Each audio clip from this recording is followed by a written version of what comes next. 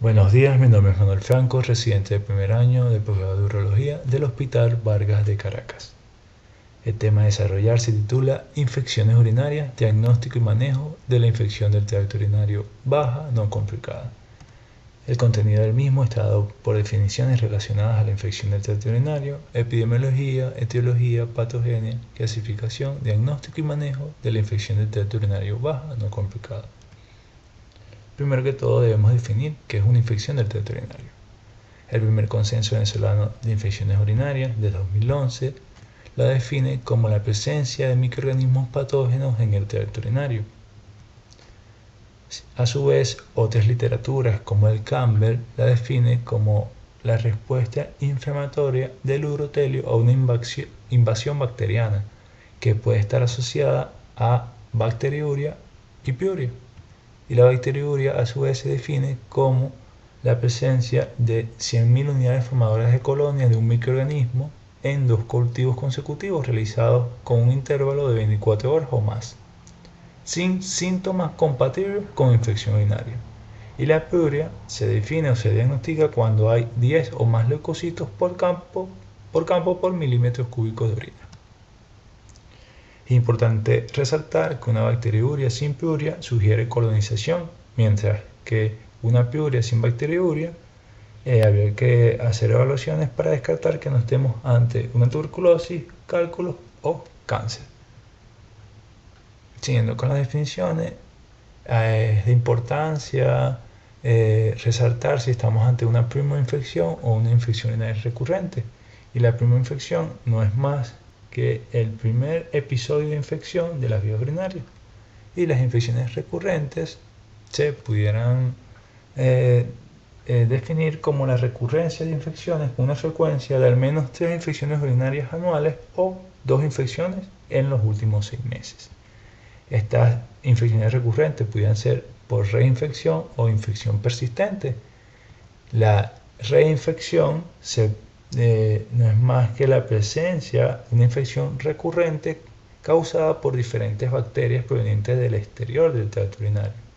Y la infección persistente es una infección recurrente causada por el mismo patógeno desde un foco infeccioso que se encuentra dentro del tracto urinario, como un cálculo o la próstata. Desde el punto de vista de la epidemiología, la infección del tracto urinario constituye una de las patologías infecciosas más frecuentes tanto en la comunidad como en el ámbito hospitalario. Constituye, después de las respiratorias, el segundo grupo de importancia de infecciones extrahospitalarias y son una causa frecuente de consultas tanto en atención primaria como en servicio de urgencia. En los Estados Unidos representa 7 millones de visitas de consultas de emergencia, de las cuales 2 millones son por cistitis.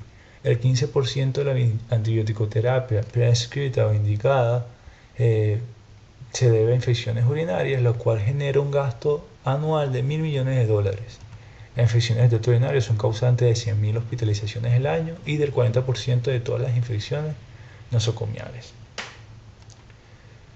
En Venezuela, datos aportados por el Dr. Marco Menas en las jornadas del Dr. David Osorio de la Sociedad Venezolana de Urología en el 2022, reporta la Escherichia coli es el principal agente causal de infecciones del tracto urinario en Venezuela, en un 85%, seguido del 15% restantes por patógenos como Klebsiella, Proteus y Estafilococcus.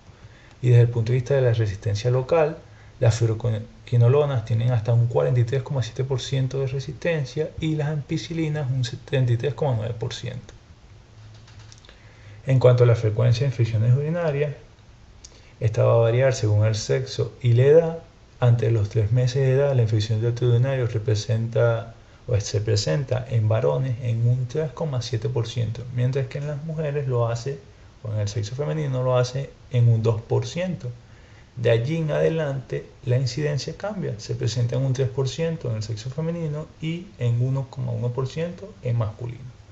Los episodios de infecciones del tracto urinario en edad escolar se presentan en 5% en niñas y 0,5% en varones. Se estima que la mitad de las mujeres va a padecer de al menos un episodio de cistitis no complicada durante toda su vida y el pico de incidencia se da en las edades de máxima actividad sexual entre los 18 y los 39 años. Dentro de esta población, el 20 al 30% va a padecer de infecciones del tracto urinario recurrentes, y en varones desde los 15 a los 50 años la infección del tracto urinario es prácticamente inexistente y va a aumentar a partir de los 60 años principalmente por trastornos obstructivos urinarios. En cuanto a la bacteriuria asintomática, en los neonatos la incidencia es de 0,7 a 3,4%, en niños menores de 3 meses de 0,7 a 1,3%, en preescolares de 0,2% en niños y 0,8% en niñas. En los adultos, la frecuencia o la incidencia va a ir de 1 a 5% en mujeres premenopáusicas sanas, de 4 a 19% en mujeres y hombres ancianos, de 0,7 al 27% en pacientes con diabetes mellitus, del 2 al 10% en embarazadas y del 15 al 50% en adultos mayores hospitalizados. Los factores de riesgo de la infección del tracto urinario van a estar dados por alteraciones fisiológicas anatómicas o factores de riesgo relacionados con el comportamiento. En cuanto a los factores de riesgo fisiológicos anatómicos en las mujeres, está el embarazo, el aumento del pH vaginal por disminución de la flora rectovasilar; en el hombre, la hiperplasia prostática benigna, la falta de circuncisión; y para ambos sexos, la estenosis ureteral, el reflujo urinario y la instrumentación de la vía urinaria. Y en cuanto a los factores de riesgo relacionados con el comportamiento, en la mujer, la presencia de relaciones sexuales, la presencia de una pareja sexual, el retraso en la micción, tanto habitual como poscoito, el uso de diafragma, de espermicida; y para el hombre, la práctica de sexo anal, pareja sexual con colonización coliforme vaginal y la presencia o persistencia de infecciones concomitantes como prostatitis y epididimitis. La Sociedad Española de Urología los clasifica a su vez en factores de riesgo sistémicos, estructurales y funcionales. Los sistémicos son aquellos dados por comorbilidades como la diabetes, enfermedades inmunosupresoras como el SIDA, insuficiencia renal crónica; los estructurales dados por uropatías obstructivas superiores e inferiores; las superiores la presencia de litiasis, tumores; las inferiores por estenosis uretral, hiperplasia prostática, cáncer de próstata, diverticulosis uretral, cistocele, reflujo vesículo-uretral y malformaciones congénitas. Los funcionales por enfermedades o daños neurológicos. Y en cuanto a las poblaciones de riesgo, la población pediátrica, los varones, las embarazadas, portadores de sondas vesical y pacientes hospitalizados. En cuanto a la etiología, la Escherichia coli es el primer causante de infecciones del tracto urinario. Están presentes en 85% de las infecciones adquiridas en la comunidad y en el 50% de las hospitalarias. Seguido el 15% restante por patógenos como Klebsiella, Proteus, Pseudomonas. En España, la E. coli también, o la Escherichia coli también es el principal patógeno con un 79,2%, igual que en el resto de Europa y Brasil con un 76,7%. Las infecciones del tracto urinario son el resultado de las interacciones entre el uropatógeno y el huésped, estimando que la virulencia bacteriana, el tamaño del inóculo y la disminución de la defensa del huésped son los factores importantes en el desarrollo de las infecciones del tracto urinario. Entre las vías de acceso o las rutas de acceso, la vía ascendente es la más importante. Las bacterias suelen alcanzar la vejiga por vía ascendente, llegando en algunos casos a la pelvis renal. Este acceso se produce tras la colonización de la mucosa periuretral por un uropatógeno. Los gérmenes habitualmente proceden del tránsito gastrointestinal o más raramente de la vagina. Esta infección se ve favorecida por la mala higiene perineal, mujeres que usan agentes espermicidas y pacientes con catéteres intermitentes o permanentes. Las otras dos vías de acceso, la vía hematógena y la vía linfática. La vía hematógena es utilizada por algunos microorganismos poco comunes como Staphylococcus, Salmonella, Mycobacterium, que causan infecciones primarias en otras partes del cuerpo. Y la vía linfática es una vía infrecuente que permite la propagación de las bacterias de los órganos adyacentes a través de los vasos linfáticos y se observa en procesos como una infección intestinal severa o accesos retroperitoneales. Las características de la virulencia desempeñan un papel en la determinación tanto de la capacidad del microorganismo de invadir las vías urinarias como el nivel de daño dentro de las vías. La virulencia depende de factores bacterianos como la presencia de diferentes tipos de pili que facilitan el ascenso de bacterias de la flora fecal, introducto vaginal y área periuretral por la uretra hacia la vejiga. Dentro de los factores de virulencia bacteriana, la adherencia bacteriana a las células epiteliales uroteriales y vaginales es un paso esencial en el inicio de las infecciones del tracto urinario. Estas a su vez van a depender de las características adhesivas del microorganismo y de las características receptivas de la superficie epitelial. En cuanto a las adhesinas bacterianas, las Escherichia coli uropatógenas expresan una serie de adhesinas que le permiten unirse a los tejidos del tracto urinario. Se clasifican como fibrales o afibrales dependiendo de si la adhesina se muestra como una parte de una fibra rígida o de un pili. La receptividad de las células epiteliales, ya sea de las células vaginales o las células vesicales, estas son de gran importancia en la patogénesis de la infección del tracto urinario ascendente.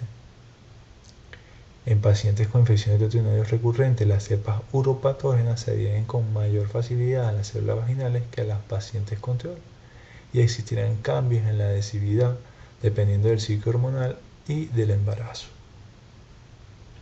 La superficie luminal de la vejiga está revestida por células en paraguas que se comportan como una matriz compuesta por 4 proteínas integrales de membrana, conocidas como uropequinas. Dos de las uropequinas, la uropequina A y B, pueden unirse específicamente a Escherichia coli uropatógenas que expresan pili de tipo 1, siendo el paso inicial en la cascada de eventos que conducen a infecciones urinarias. Dentro de la defensa natural de las vías urinarias, la región periuretral y uretral, la uretra distal está colonizada por flora cutánea y o vaginal constituida por Staphylococcus coagulasa negativa, disteroides, Streptococcus del grupo Viridans y Lactobacillus, que forman una barrera contra la colonización uropatógena. La vagina tiene un mecanismo único adicional de protección. Bajo la influencia hormonal, especialmente de los estrógenos, el epitelio vaginal contiene cantidades altas de glucógeno que los bacilos de Döderlein y otros comensales metabolizan y convierten en ácido láctico. De esa forma se establece un ambiente ácido que es desfavorable para la mayoría de los microorganismos patógenos. La porción inferior de la vía urinaria se lava con la micción varias veces al día, lo que elimina posibles microorganismos patógenos a no ser que sean capaces de unirse firmemente a las células epiteliales de la vía urinaria. Factores como el residuo postmisional inciden en este proceso de lavado. La longitud de la uretra masculina proporciona protección pasiva frente a la migración de las bacterias, a no ser que se le estén instrumentalizadas mediante algún tipo de sonda uretrovesical. La uretra femenina es mucho más corta y es colonizada con mayor facilidad por los microorganismos, motivo por el cual las infecciones urinarias en mujeres son 14 veces más frecuentes. El mecanismo de defensa de la vejiga más eficaz frente a las infecciones es la dilución de la población bacteriana por efecto del volumen urinario y la eliminación de las bacterias en cada micción. La orina es bactericida para algunas cepas de bacterias, sobre todo por su pH, aunque pueden intervenir otros factores como la osmolaridad, la urea y otros solutos. Las proteínas uromodulina, su mecanismo íntimo de acción es la saturación de los sitios de unión amanosa del pili tipo 1, lo que potencialmente bloquea la unión bacteriana a los receptores de uropequina. En esta imagen se puede observar un uropatógeno, una E. coli uropatógena, uniéndose a los receptores celulares por fibras, liberando exotoxinas que van a conllevar a inflamación y lisis celular, a lisis de eritrocito y a la debilitación de la fagocitosis. Tratando de resumir lo que es la patogenia o lo que desencadena la unión de la E. coli a los receptores celulares. Su localización, las infecciones del tracto urinario se pueden clasificar en bajas o altas. Dentro de las bajas se encuentran la cistitis, uratitis y episoditis. Y de acuerdo a su bajo o alto riesgo de desencadenar urosexis, se pueden clasificar en no complicadas o complicadas. Las infecciones del tracto urinario no complicadas se pueden definir como episodios agudos, esporádicos o recurrentes, bajos o altos, limitados a mujeres no embarazadas, premenopáusicas, mujeres sin anomalías anatómicas y funcionales del tracto urinario y sin comorbilidades. A su vez, las infecciones del tracto urinario complicadas son aquellas que se originan en varones, en mujeres embarazadas, pacientes con anomalías anatómicas y funcionales del tracto urinario, portadores de catéteres y por aquellos que presentan comorbilidades o enfermedades inmunocomprometidas. Ya entrando en cuanto a las entidades clínicas de interés, hablamos de la cistitis no complicada, la cual se puede definir como una infección del tracto urinario baja, esporádica o recurrente, limitada a mujeres no embarazadas sin anomalías anatómicas o funcionales ni comorbilidades.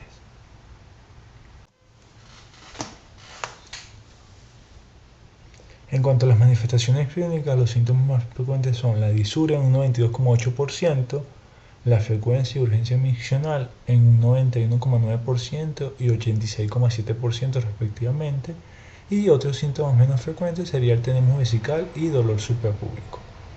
Para realizar un adecuado diagnóstico clínico se debe orientar la anamnesis y el examen físico en la búsqueda de los síntomas del tracto urinario inferior. Dos o más de estos síntomas, en ausencia del flujo vaginal y en ausencia de factores de riesgo de infecciones del tracto urinario complicado, permite establecer el diagnóstico de cistitis no complicada y iniciar la antibiótico-terapia empírica. En mujeres mayores de 65 años o mujeres con síntomas atípicos se debe realizar una valoración más completa mediante estudios de orina, generalmente tiras reactivas de orina. Estas permiten evaluar de forma combinada la presencia de nitritos o esterasas leucocitarias. Un resultado negativo de nitritos y esterasa leucocitaria excluye con bastante seguridad la presencia de infecciones del tracto urinario. La presencia de nitritos es altamente específico de bacteriuria con una especificidad del 92 al 100%, pero su sensibilidad es baja, de un 19 a un 48%, y esto es debido a que no todos los patógenos reducen los nitratos, con patógenos, por ejemplo, como las pseudomonas o los enterococos o estafilococos. ¿En cuáles pacientes debemos realizar urocultivo? En la cistitis no complicada, la determinación del uropatógeno responsable mediante cultivo no ha demostrado ser una actuación rentable o predictiva de resultados terapéuticos. Más bien puede retrasar el inicio del tratamiento empírico. Pero hay una serie de condiciones en las cuales sí está indicado el uso del urocultivo, y va a ser en aquellos pacientes donde persisten los síntomas a pesar del tratamiento empírico, en pacientes con sospechas de pielonefritis, en pacientes con síntomas atípicos embarazadas o en casos de pacientes masculinos. Desde el punto de vista imaginológico, no forman parte del estudio de rutina de las infecciones del tracto urinario no complicado.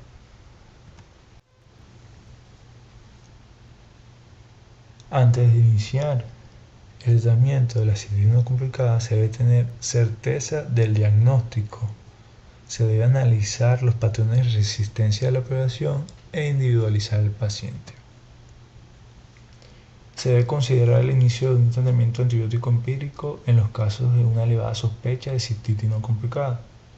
La elección del tratamiento debe tomar en consideración los espectros de acción de los antibióticos y las tasas locales de resistencia frente a quinolonas y betalactámicos en los principales uropatógenos responsables de la cistitis aguda no complicada. Por su elevada frecuencia, el antibiótico empírico seleccionado en la cistitis aguda no complicada debe estar dirigido a tratar adecuadamente las cepas de Escherichia coli. No debe indicarse antimicrobianos cuya resistencia sea mayor al 20%.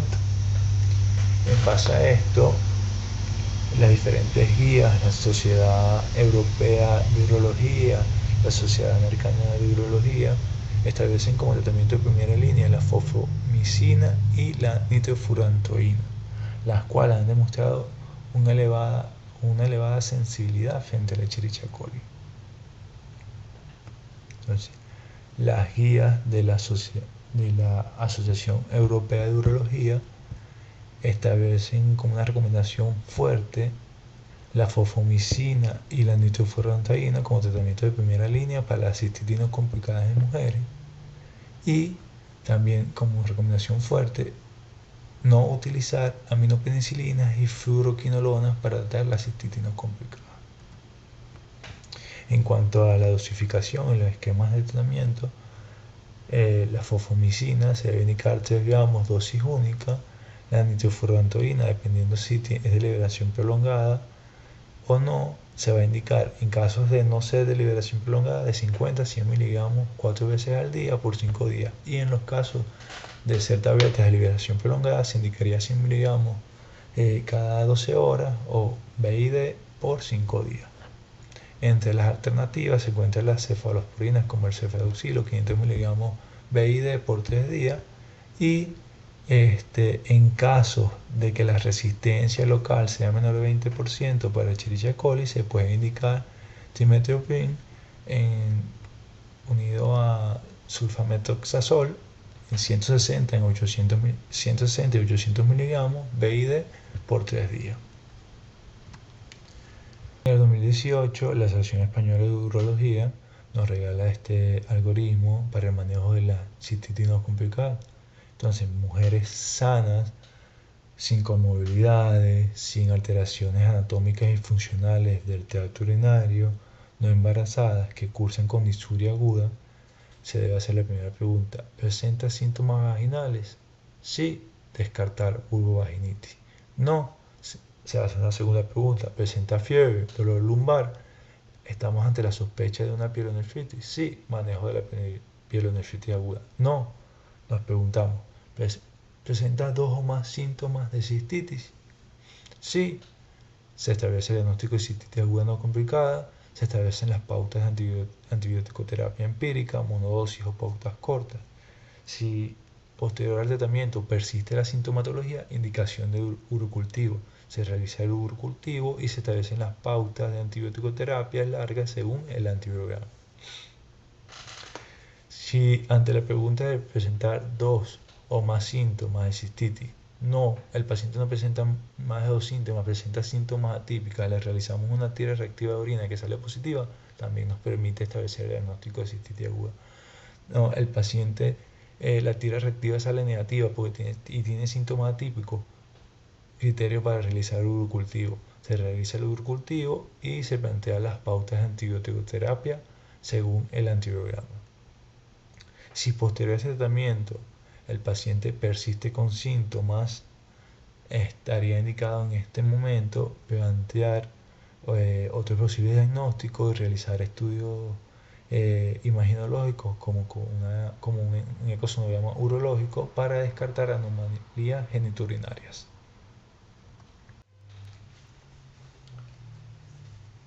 Las infecciones del tracto urinario recurrentes son un problema frecuente en mujeres jóvenes sexualmente activas con vías urinarias anatómicas y fisiológicamente normales.